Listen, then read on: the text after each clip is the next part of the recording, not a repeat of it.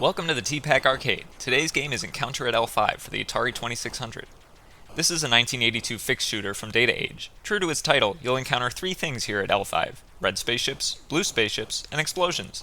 It's all I could ever want in a video game.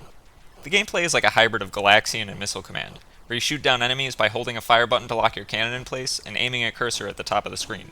You can reposition and dodge attacks by releasing fire to snap under the cursor.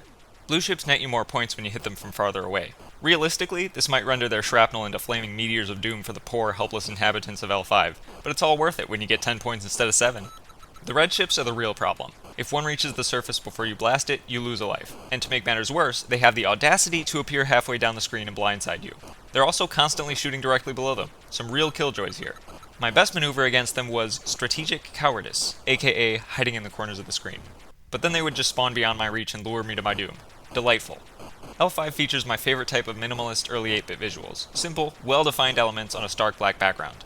They got a little fancy with simulated perspective on the planet's surface, so props for that, but my depth perception is bad enough already, so let's keep that third dimension nonsense out of my video games. The sound design is also Spartan, but well integrated with the gameplay.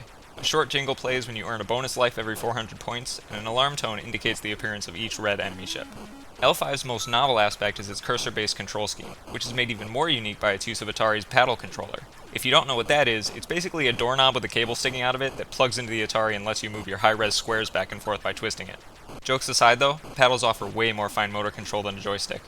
My favorite part of the game is its cursor snapping mechanic. It's really satisfying to get out of a dicey situation by warping to the other end of the screen unscathed.